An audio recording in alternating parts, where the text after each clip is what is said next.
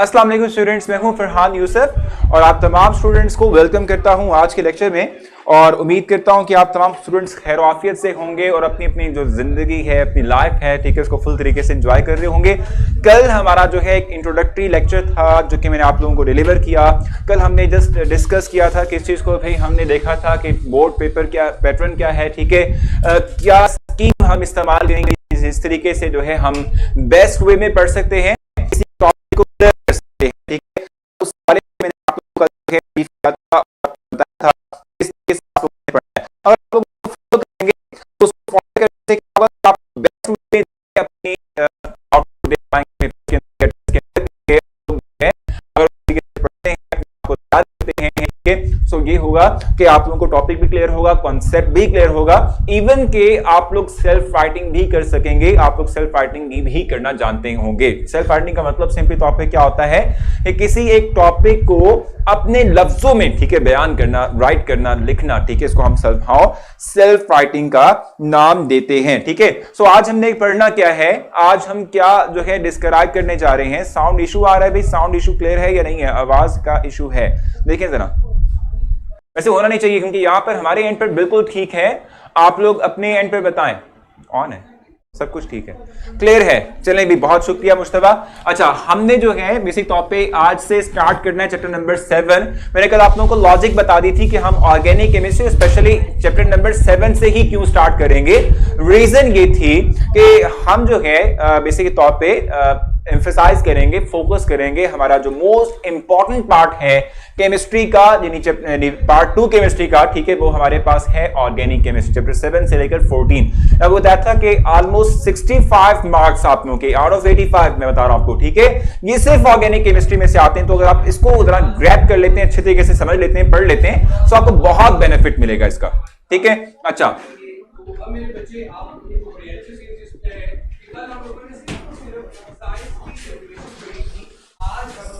चलें भी। अच्छा देखें, जहां तक बात है आज के चैप्टर की जो हम स्टार्ट करने जा रहे हैं, मैंने आप लोगों को कल ये बता दिया था कि चैप्टर नंबर 7 जिसको हम फंडामेंटल्स ऑफ ऑर्गेनिक केमिस्ट्री का नाम देते हैं, ठीक है, ये मुदस्सिर आप ये जो इस वक्त मैसेज कर रहे हैं समहाउ आपको ब्लॉक कर दिया जाएगा। वो दरवाजा बंद कर दरवाजा, ठीक है, आपको ब्लॉक कर दिया जाएगा अगर आपने जो है इस तरीके से बार बार एक ही कमेंट किया। तो आपको बता दूं कि जो स्टूडेंट्स बार बार कमेंट करते हैं, हमारे पीछे जो है जो मतलब हमारी जो टीम बैक में मौजूद है, ठीक है, वो निश्चित तौर पे देख रही होती है, इन चीजों को ऑब्जर्व कर रही होती है। जो स्टूडेंट इरिटेट करता है बाकी लोगों को भी, उनको ब्लॉक कर दिया जाता है, ठीक है। सो हम ऐसे करते हैं कि इस वक्त जो है थोड़ा सा आप लोगों को रेस्ट देते हैं बातचीत करने के लिए। जिस वक्त मैं आप लोगों से कहूंगा कि भाई आपने क्वेश्चन पूछना है, तब आप लोग मुझसे क्वेश्चन पूछ सकेंगे, ठीक हो गया। अच्छा जी, सो हम स्टार्ट कर रहे हैं चैप्टर नंबर 7 जिसका टाइटल है fundamentals of chemistry, fundamentals of organic chemistry, जिसको हम कहते हैं कि बेसिक्स ऑफ ऑर्गेनिक केमिस्ट्री, यानी ऑर्गेनिक केमिस्ट्री कहां से आई, ठीक है, उसका जो नॉलेज है वो कैसे स्टार्ट हुआ, ठीक है, और कैसे कैसे उसमें मॉडिफिकेशन आई, डिफरेंट साइंटिस्ट ने अपनी क्या कुछ कंट्रीब्यूशन दी है, ठीक है। सो इसको हम इसी तौर पे देखने वाले हैं इस चैप्टर के अंदर, जो कि चैप्टर नंबर है 7, ठीक है। अच्छा, अब सबसे पहले हम कहते हैं कि हमारे पास जो ऑर्गेनिक केमिस्ट्री है, ठीक है, उसको थोड़ा सा डिफाइन कर लें, लाइटर वे में डिफाइन कर लेते हैं, और उसके बाद फिर इस कॉन्सेप्ट को आगे लेके चलेंगे, कुछ नई चीजें हम जो है डिस्कस करेंगे। हम कहते हैं भाई ऑर्गेनिक केमिस्ट्री का मतलब क्या होता है, हम समहाउ कह सकते हैं ऑर्गेनिक केमिस्ट्री का मतलब क्या होता है, the branch of chemistry,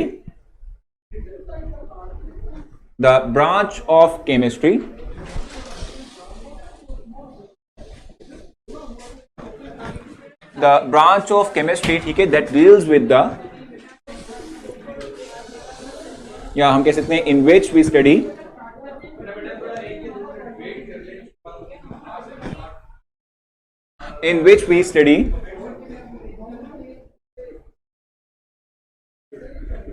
the organic compounds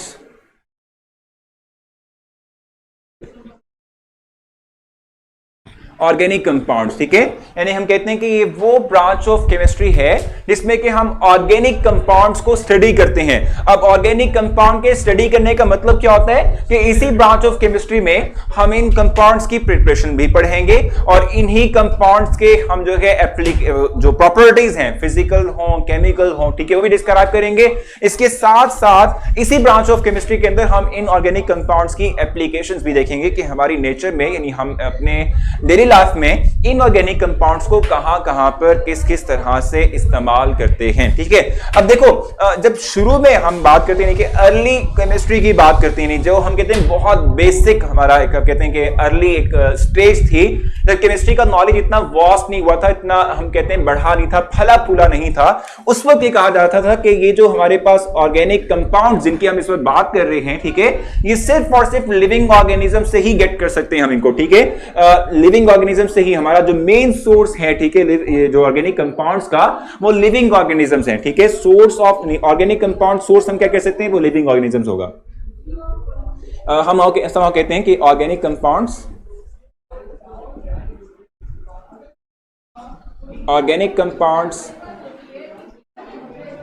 can be get from living organisms,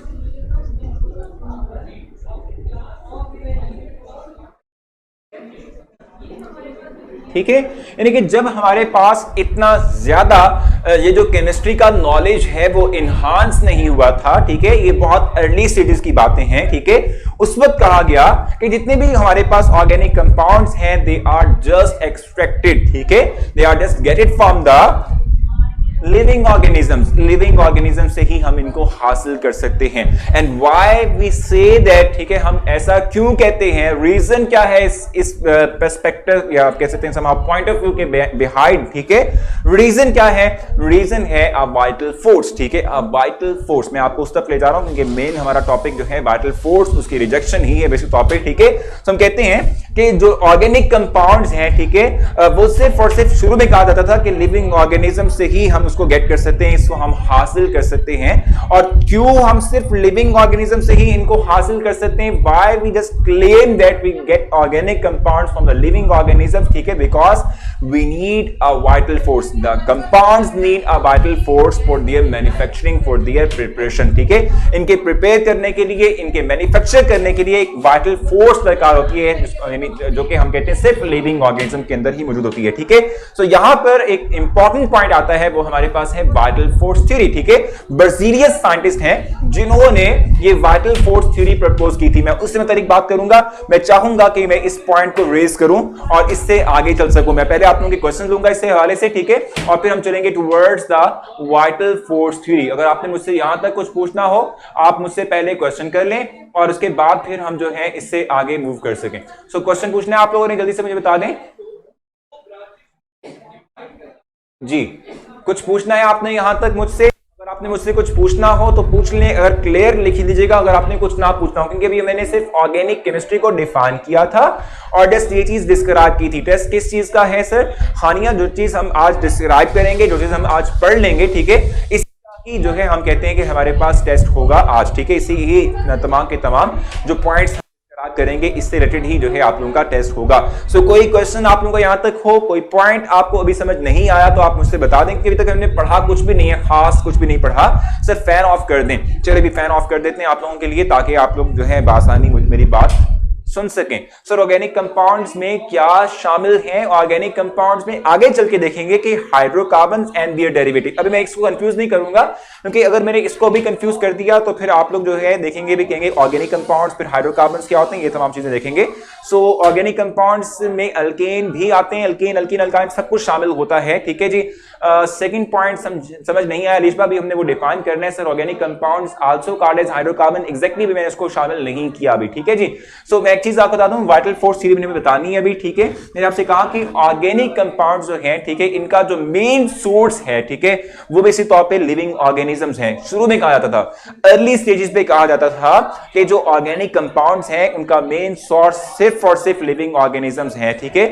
हम इनको लिविंग से ही एक्सट्रैक्ट कर सकते हैं, हासिल कर सकते हैं। व्हाई वी क्लेम दैट, इसलिए कहते हैं क्योंकि हम ये बात कहते हैं कि भाई ऑर्गेनिक कंपाउंड्स को प्रिपेयर करने के लिए एक वाइटल फोर्स, एक खास किस्म की फोर्स दरकार होती है जो सिर्फ लिविंग ऑर्गेनिजम्स के अंदर ही मौजूद होगी, इसलिए हम कहते हैं वो सिर्फ लिविंग ऑर्गेनिजम्स के अंदर ही बन सकते हैं। ठीक है, so sir father of chemistry कौन है? भाई फादर ऑफ केमिस्ट्री, भाई केमिस्ट्री का नॉलेज तो बहुत पुराना है, बहुत वसी है, बहुत पहले का है। ठीक है, सो किसी एक सिंपल पर्सन के जस्ट एक वन पर्सन पे तो ये नहीं हम दे सकते, डिफरेंट साइंटिस्ट की कंट्रीब्यूशन है इस केमिस्ट्री के नॉलेज को इतना इनहांस करने के लिए।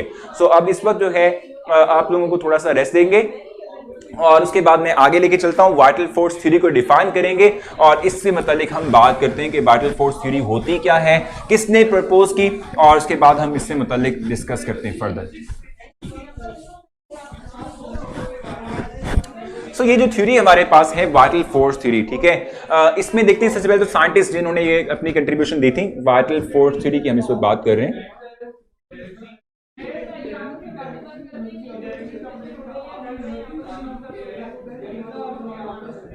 ठीक है, अगर हम वाइटल फोर्स थ्योरी की बात करते हैं, सो इस थ्योरी को प्रपोज किया, इस थ्योरी को डिस्क्राइब किया, इस थ्योरी को पुट फॉरवर्ड किया, ठीक है, किसने भी? बर्जीलियस ने। ठीक है, साइंटिस्ट हमारे पास कौन से हैं? Berzelius.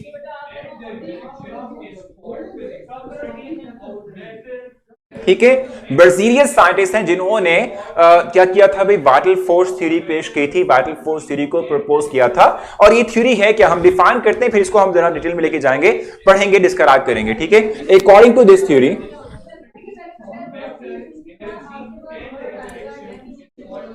according to this theory,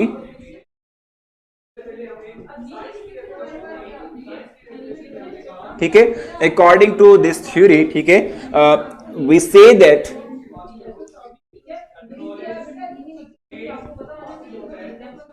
for preparation of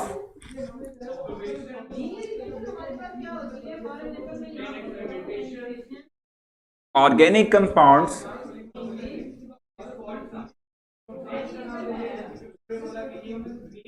for preparation of organic compounds, ठीक है, we need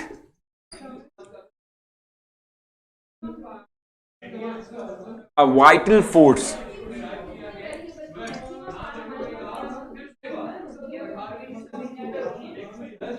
a vital force, ठीक है, which is only present in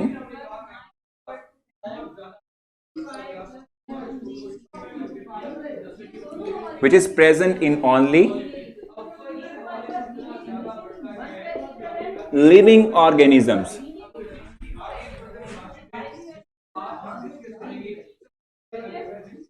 ठीक है, ये सिर्फ लिविंग ऑर्गेनिजम्स जो हैं, ठीक है, इनमें मौजूद होती है। ठीक है, इसलिए हम कहते हैं कि हमारा जो मेन सोर्स है वो भी हम कहते हैं लिविंग ऑर्गेनिजम्स ही होगा। ठीक है, so are main source of organic compound, so the source, ठीक है, of organic compound is only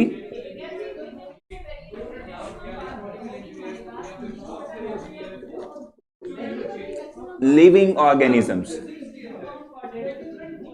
ये आपकी बुक में लिखा हुआ है, जहां पर इंट्रोडक्शन लिखा हुआ है ना, चैप्टर के स्टार्ट में ऑर्गेनिक कंपाउंड्स, ऑर्गेनिक केमिस्ट्री का इंट्रोडक्शन लिखा हुआ है, वहीं पर ही आप देखेंगे उसी पैराग्राफ के अंदर मिडिल में जाकर आप क्या करते हैं भी देखते हैं वाइटल फोर्स थ्योरी उसने लिखी होगी, एक टैग लिखा होगा। ठीक है, जिसको मैं इस वक्त डिफाइन कर रहा हूं। ठीक है भाई, ब्राजीलियन साइंटिस्ट हैं जिन्होंने ये थ्योरी प्रपोज की थी। ठीक हो गया, और हम कहते हैं इस थ्योरी के अकॉर्डिंग हम कहते हैं जो ऑर्गेनिक कंपाउंड्स हैं, कोई भी ऑर्गेनिक कंपाउंड, चाहे वो प्रोटीन हो, चाहे वो हमारे पास लिपिड हो, चाहे वो फैट्स हो, चाहे वो ऑयल्स हो, ठीक है, चाहे वो कार्बोहाइड्रेट्स हो, चाहे वो मीथेन हो, प्रोपेन हो, ब्यूटेन हो, कोई भी हमारे पास ऑर्गेनिक कंपाउंड हो, हम कहते हैं इन ऑर्गेनिक कंपाउंड्स को प्रिपेयर करने के लिए एक खास किस्म की फोर्स दरकार है। जैसे फॉर एग्जांपल अगर ये मार्कर है कि प्लास्टिक से मिलकर बना हुआ है, इस मार्कर को डेवलप करने के लिए हमें खास किस्म का इंस्ट्रूमेंट इस्तेमाल करना होता है। उस इंस्ट्रूमेंट के बिना हम ये मार्कर नहीं प्रिपेयर कर सकते। तो हम ये कहते हैं, यानी कि साइंटिस्ट ये कहते थे शुरू में, ठीक है, कि जो ऑर्गेनिक कंपाउंड्स हैं उनको भी प्रिपेयर करने के लिए खास किस्म की, वाइटल मींस के स्पेसिफिक, ठीक है, एक खास किस्म की दरकार होती है, ठीक है, जो कि हम कहते हैं ऑर्गेनिक कंपाउंड्स बनाती है, और ये फोर्स सिर्फ और सिर्फ लिविंग ऑर्गेनिजम्स के अंदर ही मौजूद होती है। इसलिए हम कहते हैं कि जो ऑर्गेनिक कंपाउंड का सोर्स है वो भी सिर्फ लिविंग ऑर्गेनिजम्स होगा। इन लिविंग ऑर्गेनिजम्स के बजाय अलावा, ठीक है, हम नॉन लिविंग थिंग्स यानी इनऑर्गेनिक मटेरियल यानी कि जो हमारे पास लेबोरेटरी है, हम उसमें इस ऑर्गेनिक कंपाउंड को प्रिपेयर नहीं कर सकते। So it is called as vital force theory, ठीक है। अब मैं आप लोगों के जो है लिए आसानी करूंगा। अब आप मुझसे क्वेश्चन करेंगे, मैं आपके क्वेश्चंस का आप लोगों को साथ साथ रिस्पांस देता रहूंगा। सो आप जल्दी से मुझसे क्वेश्चन भी कर सकते हैं जी।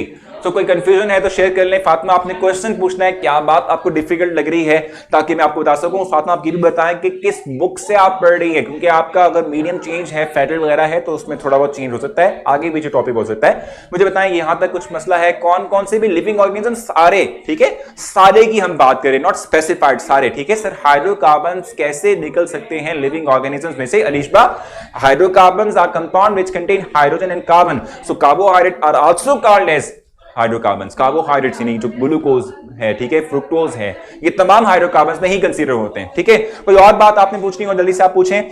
वाइटल फोर्स थ्योरी बड़ी इंपॉर्टेंट है, इंतहाई इंपॉर्टेंट है। फॉर शॉर्ट क्वेश्चन इसको आप मार्क करेंगे, it's most important short question. Define vital force theory. और ये जो ब्राजीलियन साइंटिस्ट है, इनका नाम आपको जरूर याद होना चाहिए, क्योंकि ये इंपॉर्टेंट है फॉर एमसीक्यू, ठीक हो गया। अच्छा, यहां पर क्वेश्चन था, रिपीट कर दें, भी रिपीट कर देते हैं थोड़ा सा। Drawback of vital force theory भी हम बात करेंगे, उससे मतलब कभी आएगा आगे चलते हुए, ठीक है। सर, ऑर्गेनिक कंपाउंड नेचुरल ही होंगे सारे, नहीं लाजमी नहीं है, हानियां। अब हम आगे चलते हैं, उसमें हम देखेंगे कि बहुत से ऑर्गेनिक कंपाउंड हम खुद से भी प्रिपेयर करते हैं। स्पीड इंक्रीज करें, समझ आ गई है? बिल्कुल ठीक है भाई, समझ तो आ गई है, लेकिन बाकी भी देखना है। सर, बेसिकली इसका काम क्या है, ये एक्सप्लेन करता है कि ऑर्गेनिक कंपाउंड्स जो हैं किस तरह से, आप किस तरह के कंपाउंड सोर्सेज से हम हासिल कर सकते हैं, ये एक्सप्लेन कर रहा है वो, ठीक है जी। ठीक है, ठीक हो गया। अच्छा, वाइटल फोर्स थ्योरी जो है आपको समझ आ गई है? थोड़ा सा मैं वापस ब्रीफ करूंगा और फिर हम नेक्स्ट मूव करेंगे और इसके रिजेक्शन के मुतालिक बात करेंगे कि ऑर्गेनिक कंपाउंड्स को हम कैसे लिविंग ऑर्गेनिजम्स के अलावा भी हासिल कर सकते हैं, कैसे हम जो है इससे मुतालिक भी आप लोगों को बताएंगे कि कैसे हम डेवलप कर सकते हैं लिविंग ऑर्गेनिजम्स और non living organisms. Non living का मतलब होता है बिल्कुल इनऑर्गेनिक, ठीक हो गया। तो मैं आप लोगों के दोबारा से आप लोगों को कहूंगा कि आप लोग थोड़ा सी देर खामोश हो जाएं, ठीक है, ताकि मैं आप लोगों के लिए फर्दर आगे आप लोगों को समझा सकूं। मैंने आपसे कहा vital force theory Brazilian scientist हैं जिन्होंने प्रपोज की थी, जिसका मतलब क्या था कि एनी ऑर्गेनिक कंपाउंड रिक्वायर्ड अ वाइटल फोर्स, ठीक है, फॉर इट्स मैन्युफैक्चरिंग। और ये वाइटल फोर्स सिर्फ और सिर्फ लिविंग ऑर्गेनिजम्स के अंदर ही होती है। इसलिए हम कहते हैं कि जो हमारा मेन सोर्स है वो सिर्फ और सिर्फ लिविंग ऑर्गेनिजम्स ही होंगे फॉर ऑर्गेनिक कंपाउंड्स। ये निकले एक्सप्लेन कर दिया। अब इससे आगे चलते हैं। अब आगे चलते हुए वाइटल फोर्स थ्योरी की रिजेक्शन है। हमारे पास एक साइंटिस्ट आएंगे, ठीक है, वोहलर साइंटिस्ट हमारे पास आते हैं, ठीक है, जो कि इस थ्योरी को जो कि प्रपोज की गई थी, वर्जिलस ने दी थी, ठीक है, इसको वो रिजेक्ट कर देंगे और उसके बाद कहेंगे कि भी हम ऑर्गेनिक कंपाउंड्स को हम लेबोरेटरी में भी प्रिपेयर कर सकते हैं। तो यहां लिख रहे हैं, इस वक्त हम डिस्क्राइब कर रहे हैं rejection of vital force theory. साथ साथ अगर आप लोग नोट डाउन करते रहेंगे तो आप लोग के नोट्स प्रिपेयर होते रहेंगे। वाइटल फोर्स थ्योरी, ठीक है। So rejection of vital force theory की हम इस पर बात करेंगे।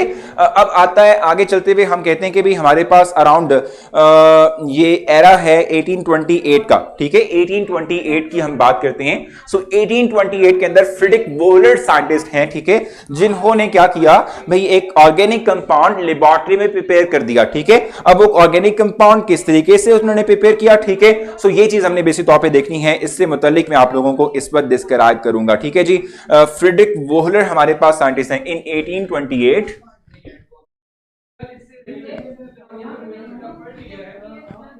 ठीक है, इन 1828, ठीक है, फ्रेडरिक वोहलर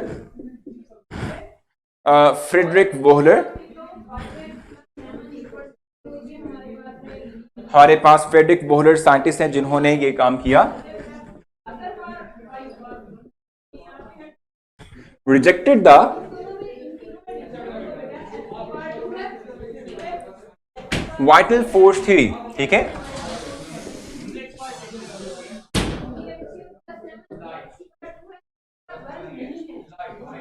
ठीक है जी, वाइटल फोर्स थ्योरी ने रिजेक्ट कर दी। He prepared urea from ammonium cyanide.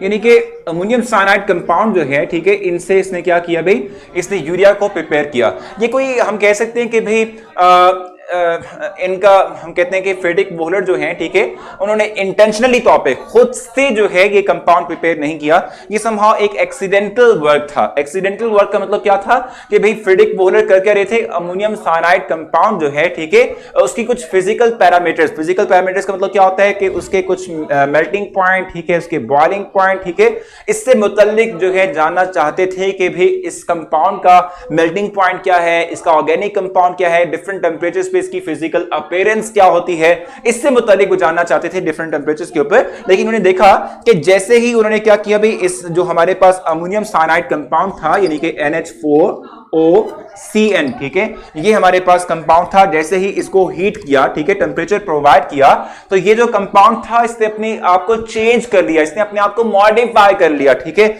और ये मॉडिफाई करते हुए क्या हुआ, कन्वर्ट हो गया इनटू NH2CO, जिसको हम यहां लिख सकते हैं और NH2C डबल बॉन्ड O और NH2, ठीक है, ये हमारे पास है यूरिया।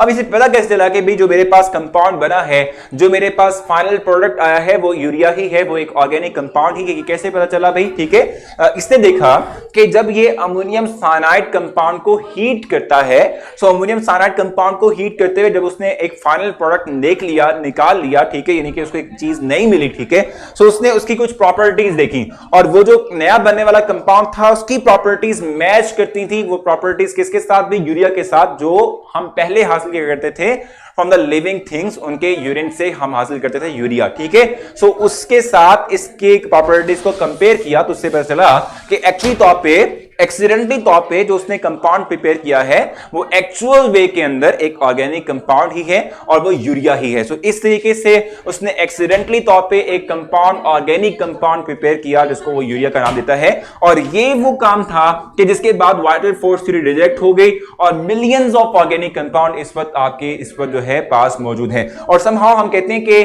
फ्रेडरिक वोहलर का काम जो है, हम कहते हैं समहाउ कि एक ऐसा काम है जिसने के जो केमिस्ट्री का नॉलेज, खास तौर पे ऑर्गेनिक केमिस्ट्री का नॉलेज है, इसको बहुत बढ़ा दिया।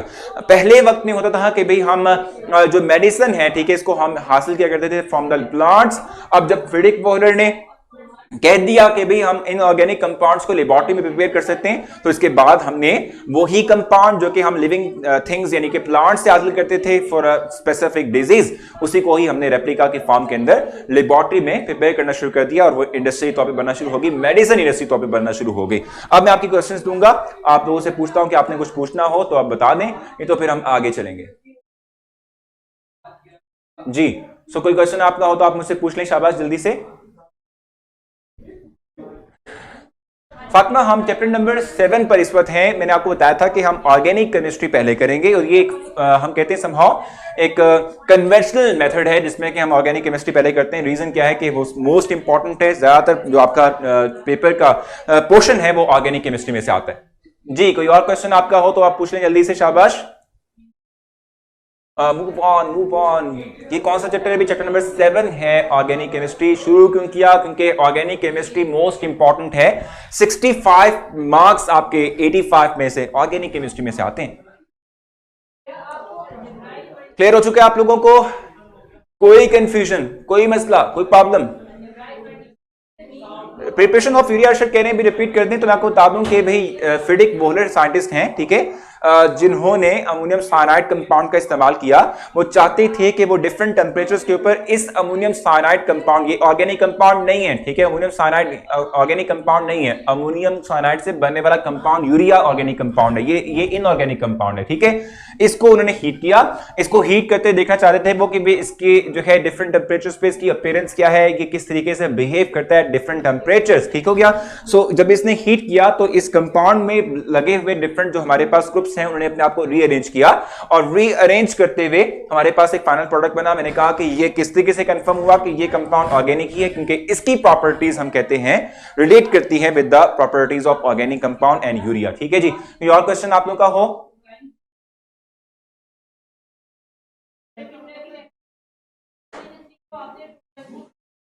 नहीं देखो, यूरिया की रिएक्शंस की जहां तक बात है तो मैं आप लोगों को हर एक रिएक्शन डिस्क्राइब करूंगा, रटा बिल्कुल भी नहीं लगाना आपने।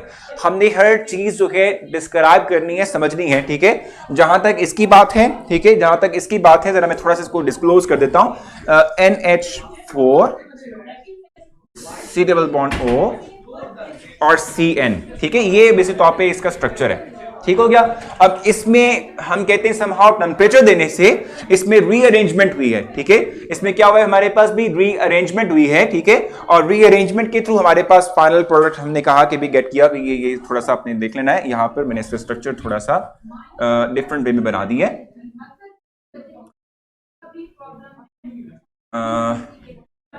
ऐसा करते हैं कि ये हमारे पास NH4 हो गया, ठीक है।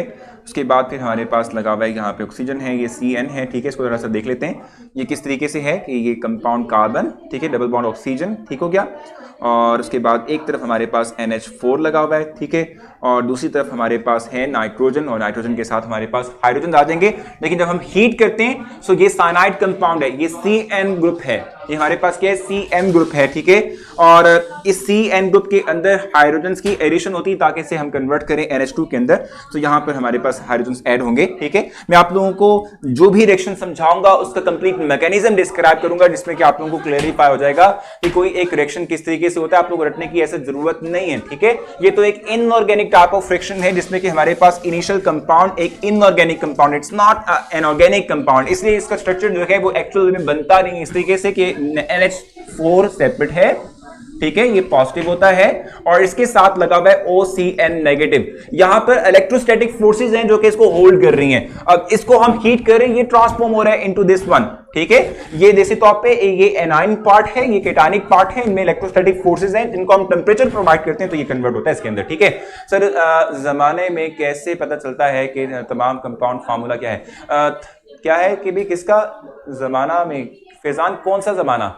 सर ऑर्गेनिक कंपाउंड की को ऑकरेंस बता दें तो भी हमने नेचर में ऑकरेंस देखनी है भाई, डिफरेंट लिविंग ऑर्गेनिजम्स के अंदर ये मौजूद होता है।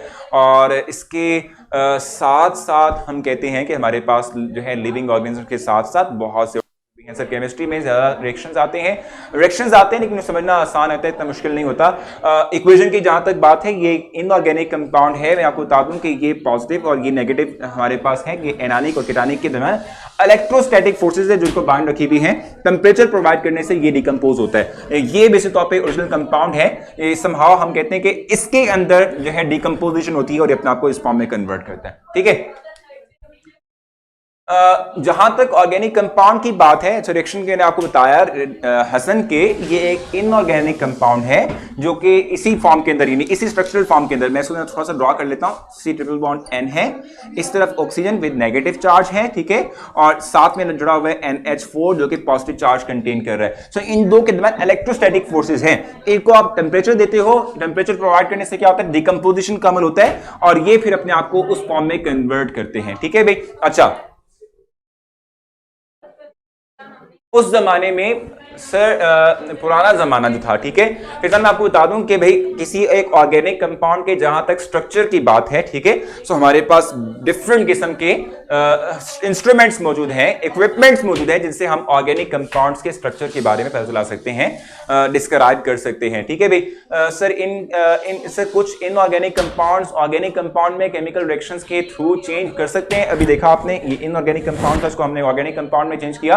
अब मैं चाहूंगा कि मैं आप लोगों का टेस्ट भी स्टार्ट कर दूं ताकि हम फिर जो है उसको भी थोड़ा बहुत डिस्क्राइब कर सकें। तो इस वक्त आपकी स्क्रीन पर टेस्ट जो है वो स्टार्ट हो चुका होगा। आप लोग जल्दी से इस टेस्ट को कंप्लीट करें। जिन लोगों को टेस्ट नहीं मिला वो पेज रिफ्रेश करेंगे और वीडियो के नीचे एग्जैक्टली तौर पे स्टार्ट टेस्ट का ऑप्शन होगा, वो क्लिक करते हुए आप अपनी वीडियो जो टेस्ट है, ठीक है, उसको स्टार्ट करेंगे। तो जल्दी से आप लोग जो है अपना टेस्ट कंप्लीट कर लें, जल्दी से आप अपना टेस्ट कंप्लीट करें ताकि रिजल्ट जो है ऑटोमेटिकली डिस्प्ले हों और उसके बाद हम उसकी बेस पर देख सकें कि आपने आज क्या सीखा है।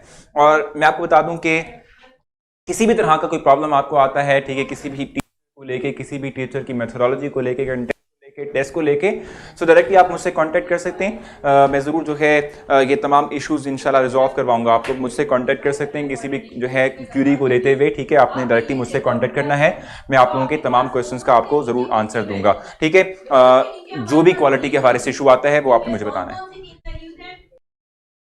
जी, सो 42 सेकंड्स रिमेन है, जिसके बाद आप लोगों का रिजल्ट डिस्प्ले हो जाएगा और उसके बाद फिर हम अपने इस लेक्चर को भी वाइंड अप करेंगे। कोई कंफ्यूजन हो तो वो भी हम आपसे जो है डिस्कस कर लेंगे। जी, सो रिजल्ट्स आप लोगों के डिस्प्ले होना शुरू हो चुके हैं और इस वक्त अच्छा रिजल्ट समझ दिख रहा है मुझे, क्योंकि बहुत बेसिक चीज़ें थी जो कि आप लोगों को ऑलरेडी शायद अपने 9th-10th लेवल के अंदर ही पढ़ी होंगी आपने, खासतौर पे 10th में आपने ऑर्गेनिक केमिस्ट्री पढ़ी हुई है, तो यही चीज़ें आपने वहाँ भी अंडरस्टैंड की हुई हैं। ठीक है, कोई मुश्किल चीज़ इसमें ऐसा नहीं थी, जो पढ़ाया उसी से रिलेटेड टेस्ट ले लिया, आप लोगों की कोई क्वेश्चन भी हो गई और आपने देख भी लिया कि क्या समझ आया आप लोगों को, क्या नहीं आया। अच्छा, अब आपसे कल मुलाकात होगी, आप अपना बहुत सारा ख्याल रखेंगे, कल मिलते हैं। अल्लाह हाफिज़।